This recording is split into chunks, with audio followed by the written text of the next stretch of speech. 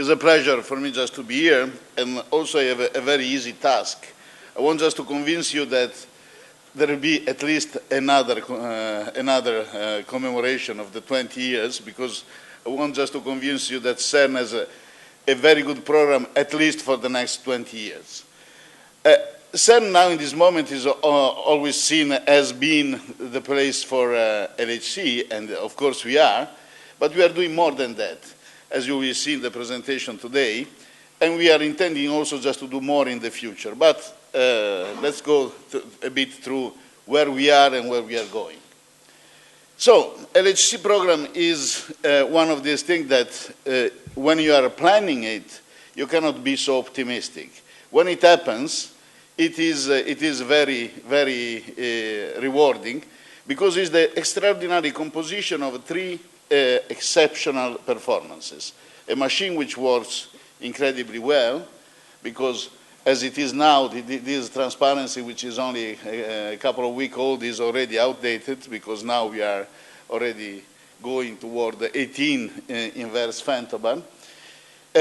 And not only that, you can, if you look through the years, how much we have increased our performances is really incredible.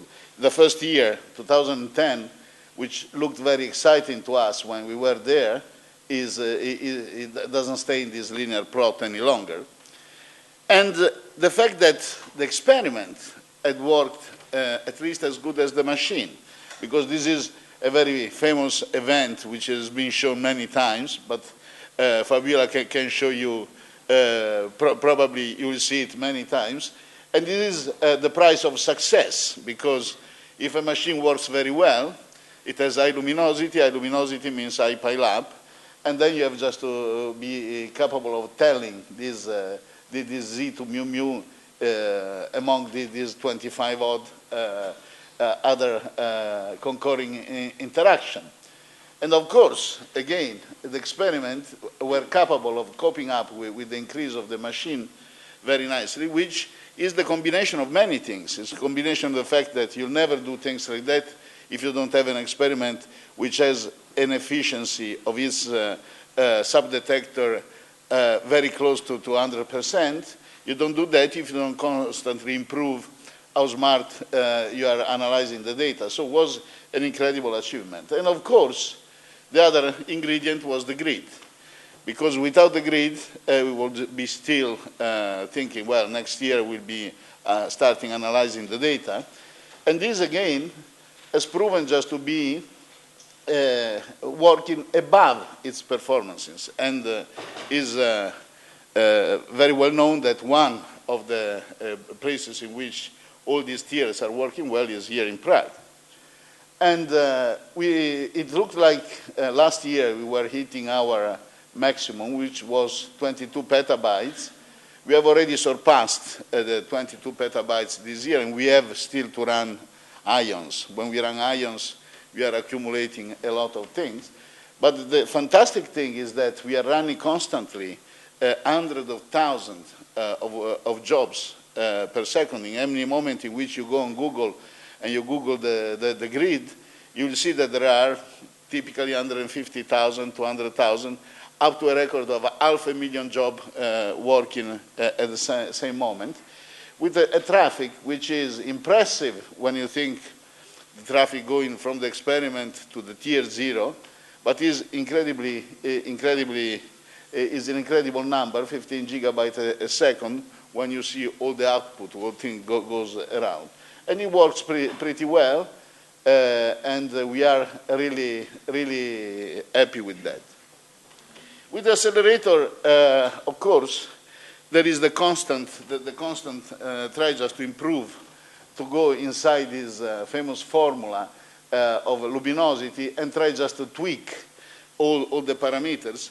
And you're happy, you're very happy, as long as this parameter stay independent. Because this parameter, after a while, are becoming dependent one to another. You cannot increase the number of particles in a bunch without spoiling emittances or things like that. Up to now, this machine, the success of this machine is that it has kept this parameter pretty much independent. And so you can push on that. which means that the machine was designed very smartly, it was built very smartly, because, for instance, one of the success of the machine, which gives us more phase space for putting in more particles, squeeze them more in certain magnets, all these magnets, which have been not put in there one after the other, but they have been coupled in such a way just to optimize their fringing field, their defects, and just to give more phase space to the particle. Of course, the more you put in, the more you have just to separate, increase this crossing angle, because particle will start, beams will start also seeing the neighboring, the parasitic crossing, and will start spoiling the performances of the machine. So it's a constant gain. But the gain from last year to this year is that we have increased slightly the energy, which gives us a small gain, a 15% gain in luminosity. We have squeezed the beam much more, which again uses the fact that we can use more the phase space of this machine up to 60 centimeters. It was thought when we started in 2010 that this number was impossible to reach, and we are there. And we have gone up with the number of particles we put in a single bunch. So this at the end was giving us this nice number compared to last year. We did it better than that, because we did 7.6, something like that this year, which means that we have also tweaked the quality of the beam across all the scintillators. So pile up, of course, is a thing which comes as a consequence, but the experiment, as I told you, were capable of coping with that, and they are still doing. There is a noble competition between the machine and the experiment. The machine hopes that the experiment are coming, raising the white flag, say, okay, it's enough. The experiment say, no, it's okay, just keep giving us a machine. Of course, giving us luminosity. Of course, there is a balance in this thing, and we are trying just to have this balance. Okay, the availability also is pretty good, because we are above the famous Hubner factor. The Hubner factor was observation from Kurt Hubner, who has been for a long time the head of the accelerator group, that you take any machine and you put all the parameters at the end. If you count clock time, this machine will perform at its luminosity times 20%, at its peak luminosity times 20%. And in this case, we are a bit better than that for the time being. Of course, one has never to forget that this machine is extreme, in the sense that already now we are exceeding by almost an order of magnitude the energy of the beams that we are using. So currently, the beams circulating in the machine are 125 megajoule. And you don't want just to send around 125 megajoule if you are not sure that whatever it happens, you can deal with them. And in order just not to make large holes inside this beautiful experiment or other places, you have just to set up a set of collimators which are protecting the experiment and the component of the machine in case that the beam starts losing its characteristic or starts behaving funnily. These collimators have just to be set in such a way that there are sets of collimators, primary, secondary, tertiary, in such a way that you don't destroy the more fragile one, and so you have just to go very close to the beam. And just to give you an idea, the beam in the machine is nowhere bigger than the famous, the imprint of the Spain into a €1 coin. And you have just to imagine 125 megajoule inside there. There are also, we are starting seeing problems. We started at the beginning, we were expecting them, but the more you increase with the intensity in the machine, the more you are exposing the ultimate weakness of any accelerator. For instance, you are starting extracting photoelectrons from the wall through the very strong electromagnetic fields, and they prompt their extracting electron. This electron gets accelerated by the field of the beam itself. They produce a secondary electron and so on. And this, at the end, this cloud, this electron cloud, will spoil the quality of your beam. And of course, in order just because it will spoil the vacuum and it will interact also with the other, with the beam itself.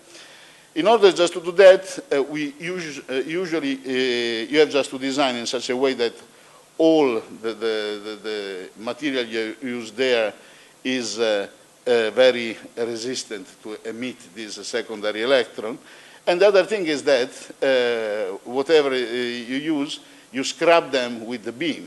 So we have just to spend a certain amount of time, every time that we increase with the number of bunches, for instance, or with the separation of bunches, just cleaning the beam pipe with the beam itself. And then there are other things, because these large currents that we have now in the machine will, in many places where there are impedance discontinuity, will essentially generate high-order modes, which in turn will generate a transfer of energy from the beam to the material, and which will result at the end in heating up the machine. And in some places we had some spectacular heating. For instance, near one of the experiments, a spring which was essentially allowing a continuity between two parts of the beam melted, disappeared. Unfortunately, the things which the spring was keeping together didn't fall inside the beam but outside. But we had just to change it in the last technical stop around Christmas. And then we have discovered that probably as a thing originated mainly by the incident in 2008, we have a number of cases in which we see a large background, which lasts, emission of background, which lasts a very short time, and we call them UFOs, but where the F is not staying for flying, but for falling, unidentified falling objects. And we have a number of these things which are probably small pieces of dust or of debris, which are going through the beam blows them, and of course generates a large background which might trigger a beam dump, because of course we cannot be too fussy about to weigh too much. So again, in order just to go around it, you clean the machine by using it, and the other thing you do, you essentially do a good tuning of your dump system in such a way that you don't overreact. We have decided already some months ago, that we'll be taking data with protons until the first part of December, and that we will, and then after that we will concentrate on ions after a very short stop around Christmas. And this year, this machine has also done another record. Is that it has, upon the request of one of the experiments of Alice and of the ion community of Atlas and CMS as well, has accelerated in the same accelerator proton and ions. So we can now, which is a real technical feat, because as you know, LHC does not enjoy two separated rings with two separate sets of magnets. It is a magnet with two bores inside, and so if you have just accelerate in there particle with different mass, you have just to be very smart in doing that. But this test has been done, and as a matter of fact, probably today you'll be shown already some of these results by Paolo Giubellino, was only a test, and later in January we will get a lot of data. The other thing that this machine can do is that just to go all the other way around. Instead of making very small focus in length near the interaction point, sometimes if you want just to look at a physics which stays very close to the beam, very distant, you want just to an optics which is as much as possible a parallel one, a very long focusing. And this year we have done on one side 60 centimeter focus, on the other side 1,000 centimeter, 1,000 meter thing, which is a very nice feature, because in this case the machine becomes much more. You have just to know the machine very well in order just to do this. And Simone Gianni later will talk about what he expects and what they have already done with the first thing. So that's now, and as you know, now we are almost ready just to get into a period in which we'll have just to work on the machine, because one of the things that it was discovered after the incident when the LHC started about these splices is that this connection between the magnet are now all under control, but the safety around it, so the copper stabilizer are not. So we don't want to risk this machine again, and we want just to be able just to ramp up to its nominal energy as fast as we can, but this involves the fact that we have just to redo all these splices. This will be the main topic of this long shutdown one, and we have already planned, because the experiment also need to know when they want just to upgrade, all the shutdowns and all the leaving of this machine until, let's say, around 2030.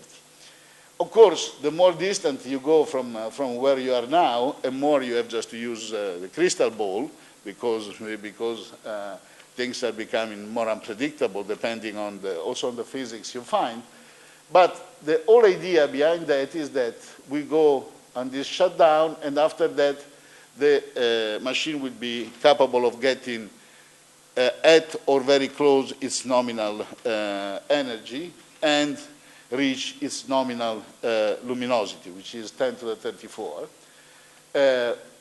This is now, once was, this number was seen as a very distant goal.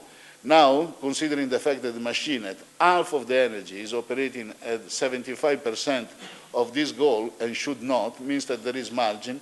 So people are reasonably optimistic that this is a goal. It will not happen the first day, but probably it will not take infinitely long. After that, if you want just to proceed, we have just to make another very long shutdown, because we are always concentrated on the last machine, but as a matter of fact, LHC is a set of machines, and since protons are not emitting very much radiation, essentially Liouville theorem there works very well. So if you start at the injector with a poor beam, you keep this poor beam all the way down, and you'll never get high performances. So we have just to keep improving all the injector chain, which will mean that we insert a more powerful and better performing LINAC that will do a lot of work on the set of the machine, the booster, the SPS, which are used as pre-injector and pre-accelerator of all the process. And this will be happening in 2018, when the experiment will also do some big upgrades. Of course, they are starting already now to start doing upgrade. And then we will go all the way down up to exploit the ultimate limit of this machine, up to a point in which the only way to proceed will be dictated by two reasons. One reason will be that you know that cannot reach more than that within the percent. And the other is that this machine, which has large emission of radiation, will slowly destroy itself. So you will destroy, for instance, the insertion, the quadrupoles which are squeezing the beam, and you'll need anyway just to make large intervention in that, because you want just to put their magnet, which essentially are still good working, and in the meantime, you want just to make them better with stronger field and larger aperture. The experiment has substantially the same schedule. Of course, these stops and this planning has been done together with them. And I show you, I think that probably Peter or Fabiola will show you later, which is all the list of, which is in front of Atlas. This is only one page, but it's awful amount of work. All the way down to the, but we bring it very good, very nicely up to the next 20-year festivity of Czech Republic into CERN. This long shutdown, again, we are concentrating on these splices, but is a lot of work, because in the meantime we want also just to improve, we had started already last time, the fact that in case that one of these magnets blows, you don't want that the overpressure inside the magnet of the helium creates the same problem of last time. So we have put much bigger exhaust valves, and we have just to complete that. And just to give you an idea of how these are the connection between the magnets, and what we have just to do is just for each one, open it up, redo it, put it a thing around a sort of shunt, which ensures that in case that there is a quench, there is enough continuity in the copper. Isolate the two bars, because at higher field, the Lorentz forces are becoming bigger. Isolate everything from ground, because then you're touching. And you have just to do it this number of times, 3 times for each passage. So it is a large amount of work. Although the work looks the one which will do your guy in the garage. If you bring it to him and you say, well, my exhaust in the car is broken, I will do probably a pretty similar thing. And this is the schedule that I don't even think that you're looking. But the idea is that we will be restarting at the end of 2014 with essentially a new machine. And how we will be restarting? There are 2 issues, the condition for the experiment and the condition of the machine. One of the things that was discovered at the beginning of the LHC is that while they were ramping up all the magnets for just testing them up to the final field, that about 1/3 of the dipole magnet had lost their memory. Each one of these magnets has been trained up to his nominal field, 10% up, as a matter of fact, singularly, before being... But then all the magnets didn't come together, so some of them were waiting in a place for years.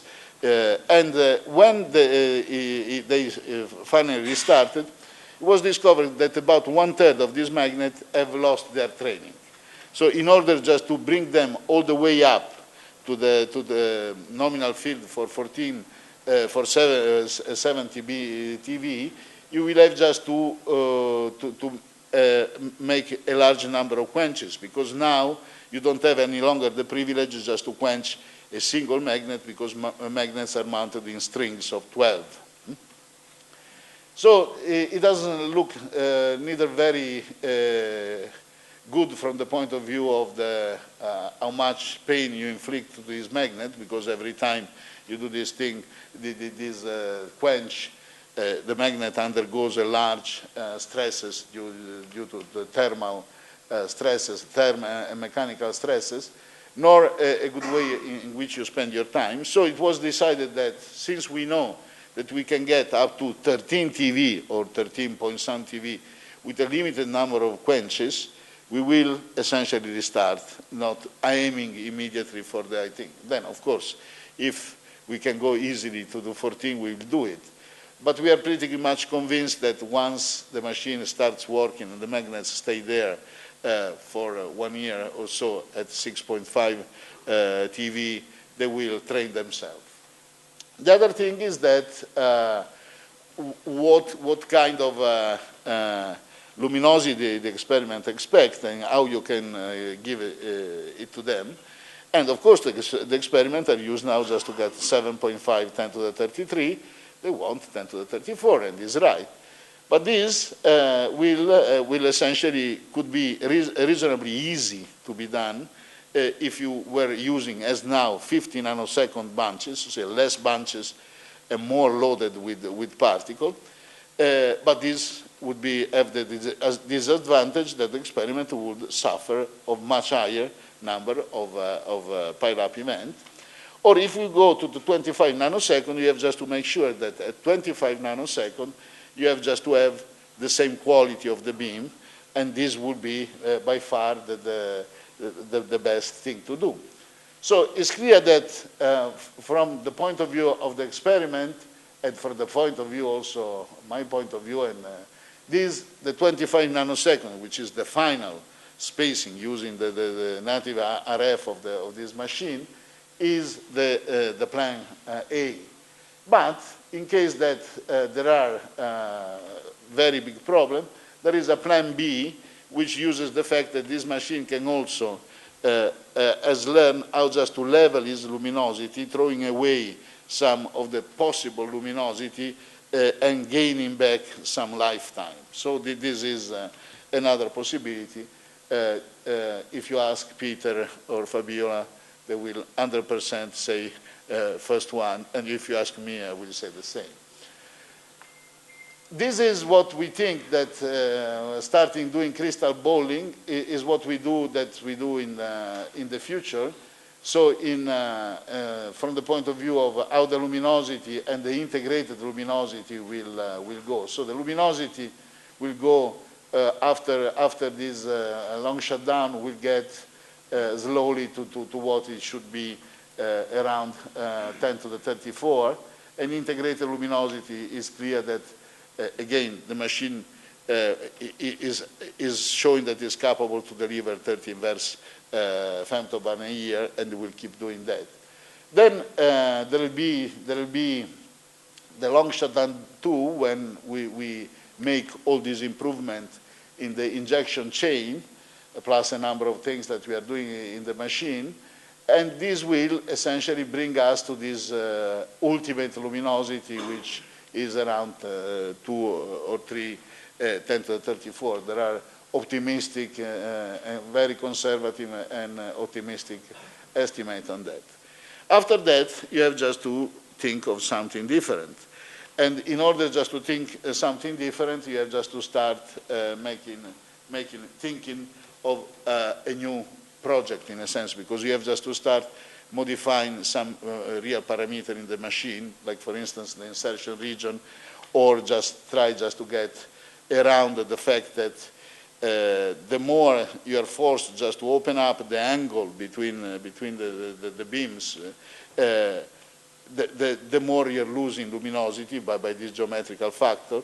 So you would like just to invent a way in which locally these particles very close to the interaction region, these bunches are turned. They hit head-on, and then they're put again at an angle in such a way that you separate this parasitic crossing. And this is called crab crossing. You need just to develop a very sophisticated technology for that. And this can be done. This will allow you just to get above 10 to the 35th. But at 10 to the 35th, the experiment will have a terrible life, because the beam lifetime would be very short. And not only that, there will be the fact that the condition at the beginning, you would start with a pile-up of 300, 350, and then in a very short time go to a totally different condition. So one of the things that we could do is, again, trade off potential peak luminosity with more lifetime of the beam. So we could level, decide just to level the beam at, let's say, 5 × 10⁻34, keeping a constant luminosity by, for instance, dynamically changing the overlap of the beam or how you squeeze the beam, and then use the rest of the decay up to the end. In this case, the experiment would enjoy a much more constant condition.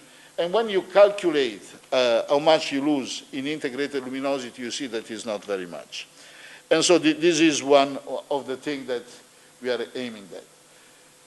I go back now just to show you the principal investment of CERN. So some of these machines are 50 years old and are the real wealth of this laboratory, because you are keeping using them for adding up and being instrumental for the new one. But now imagine that you want just to be very creative. And you say, well, suppose that in 10, 15 years from now, physics tells me that not only luminosity is important, LAC, but would be much more important energy. And suppose that the people developing the high-field magnets there are capable of building a 20 Tesla magnet, which is double as much as you can do today, already using the LHC tunnel, which you remember is the LEP tunnel, so is an old infrastructure. You could also think of making a machine which already here would get to 30 TeV center of mass or above.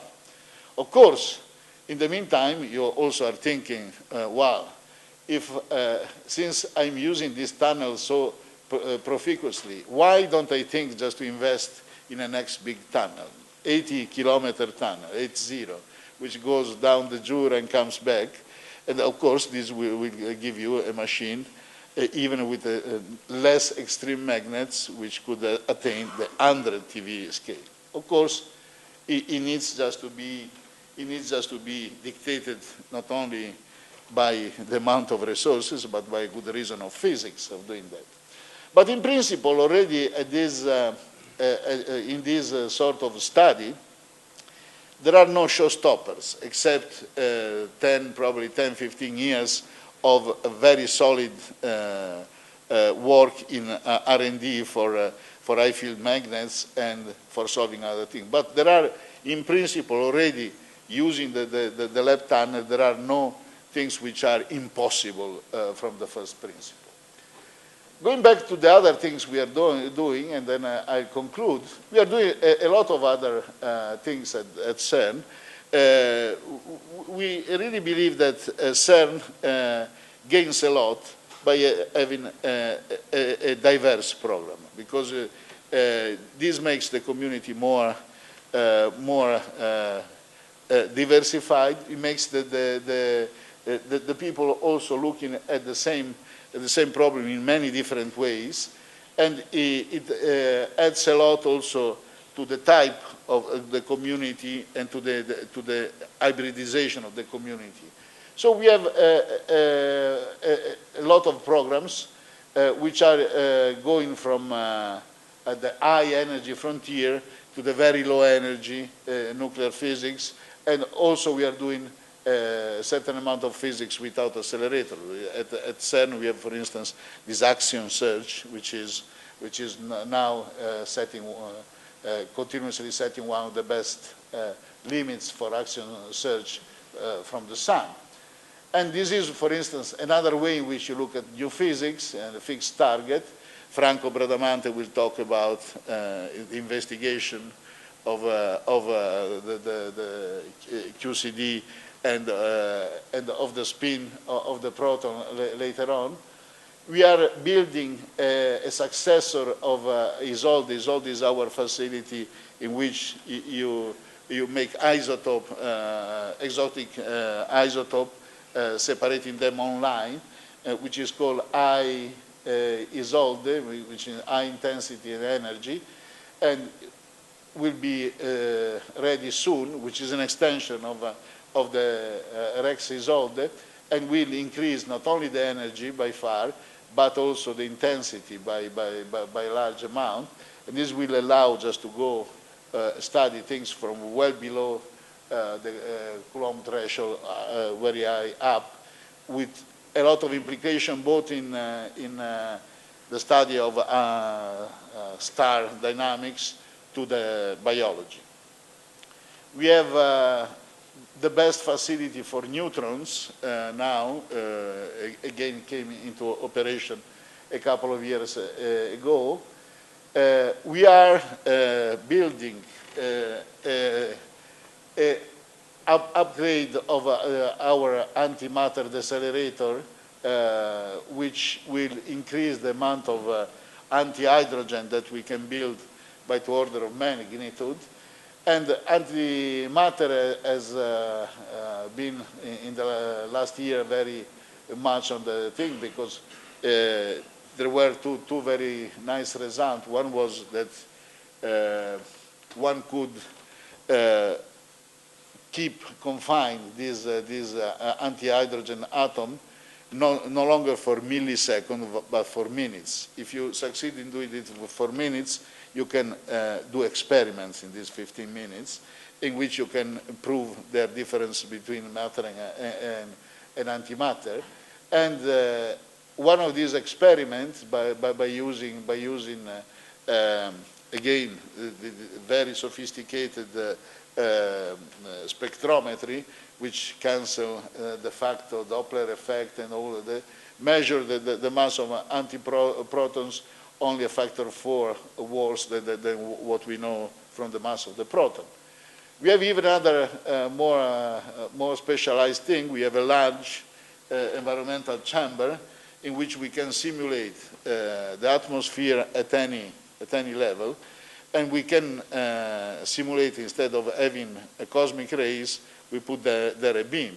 And then we can study, for instance, the nucleation, the seeds which then will form the clouds as a function of the condition, because it's known that cosmic rays have an influence in the formation of this nucleation and of the pollutants you put in there. In general, you know, the good thing about CERN is that we can cross a large number of skills and of competencies of technology that we have with a large number of societal needs. And there are some places in which the set of the things that we know are becoming obvious, that they have obvious application. One is medicine, for instance. But there is another thing which is very important of CERN and which is relevant for us, because CERN is not a laboratory for us, people coming from the member states. Is not a laboratory where you go another laboratory. It's your laboratory located in a place. And it makes a big difference because it's the center of a network.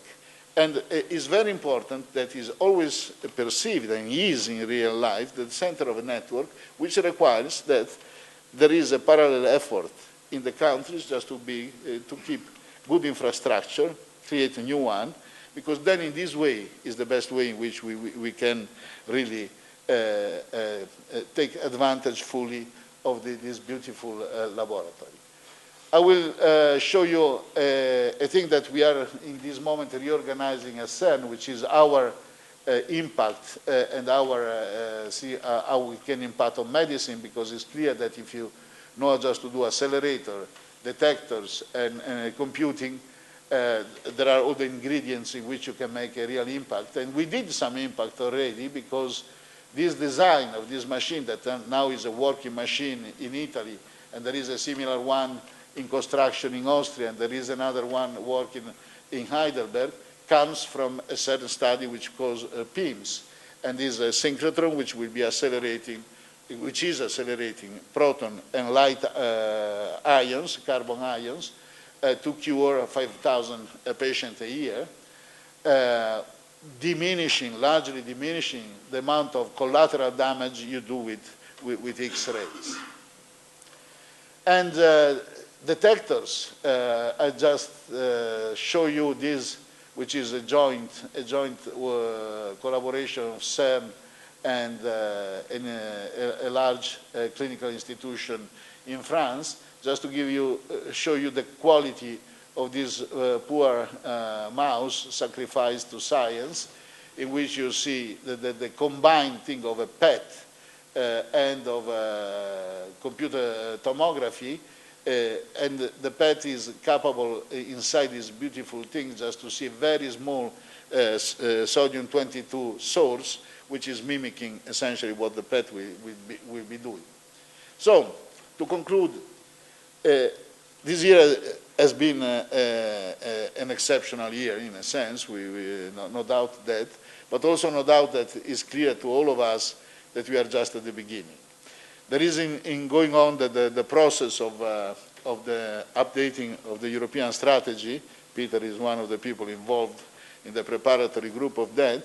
It is already very well advanced. There has been the town meeting of the community in Krakow, and now in January there will be the first draft of this document, and there are a large input of the community just to make this document. But it's clear that we have now the privilege and the responsibility that the next decision will be driven this time by data. Data not only from the LHC, but from the neutrino, from many aspects. So we cannot just say we will see. We have just to take decision for the next step. And so we have just a lot to do, and of course, we need just to prove that we are as smart as we think we are, and of course we need also a bit of luck. Thank you very much.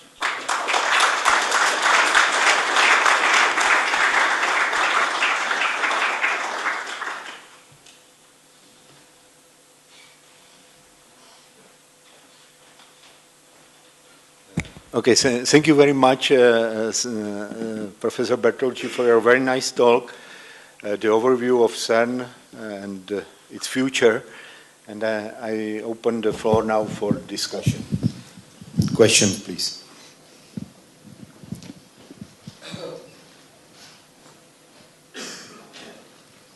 You mentioned LHC upgrade. There is a LHEC project. How does it fit with the LHC upgrade? Well, LHC project is a study up to now. And LHEC now is an interesting study from 2 points of view. Is a study, the only way which you could realize if people would find that is the most important thing, is that you do a LINAC against against one of the beams of the LHC. So in a sense, it's a machine which can work without stopping LHC. In the sense, that, in principle.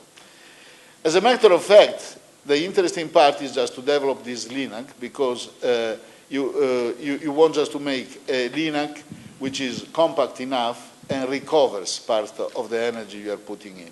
So is in itself a nice study just to be made.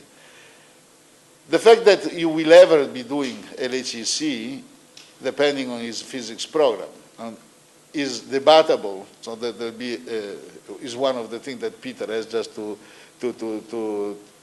guide, to sort out, because it's debatable if you want just to do a machine like that, which is in the range of 1 billion units, euros, Swiss franc, only just to make a PDF. But if you ask the community on the other side, they say, well, no, it's a very important machine. But suppose that, for any reason, that you want just to do, after you have done the upgrade of LHC, you want just to build the next machine. this could be a bridging project in the middle, because it's a project that would allow the community just to have. So, at this point, our point of view is that we have supported the fact that there was a study, just to show that it was not impossible, and we support the idea, if in Europe there is interest, is not only at CERN, just to make R&D work on the energy recovery Linux, because these machines are very important also in other fields, and there is a large interest in Europe, and there are people collaborating. The rest, let's physics decide. But it is not conflicting with anything. So our mainstream is LHC. Okay, thank you. The other question? Is there in principle any possibility of having bunch crossing rate somewhere between 50 and 25 nanoseconds? No, not really. I mean, no, I don't think so. Because then otherwise we could go even below 25 nanoseconds. So we should do essentially redo all the RF of the machine. 25 nanoseconds is, and then it will not gain you very much, because it's true that you would have the same luminosity, but you have just to put in the double number of bunches. So, and already at 25 nanoseconds, we are getting very close to 360 megajoule of beam, so which is a scary number. And the other thing is that also this thing of the parasitic crossing. Then the first parasitic crossing is at 1/2 of the distance if you make. So it's essentially either 25 or 50. Some more questions? Can you tell us a few words about click development, please? Yes. Click is now in a moment in which they are completing their CDR. They have an idea how just to proceed before that, because now they have just to think in advance, because CTF3, the Click Test Facility 3, will complete this program probably within the next year, in which you will have a small proof of principle that this thing works all the way down, from the generation of high intensity beam to the generation of this RF. From then on, you have just to have a roadmap which tells you the possibility just to build a machine which you can build industrially. So you have just to start another type of thing. You have just to do a demonstrator, which is slightly bigger than the test facility, and you have just to start doing all these things that, for instance, the people of the superconducting thing have done. So try just to industrialize it. You cannot any longer think of building 30 kilometers of these beautiful cavities at home. So there is a solid program just to complete this part of the CDR and all the technical assessment of the case. And then there are plans in which you could think of making a demonstrator which you could use also for other things. But this will be discussed mostly in a set of workshops which are starting this year and beginning next year. But Click is one of our hopes in the future, just to have high energy plus and minus. And we are even starting investing some brain power in plasma acceleration, starting from the plasma, which is easier from us to do a plasma done with a proton beam. Okay, some more questions? I couldn't see any, so let us thank the speaker one more time. Thank you very much.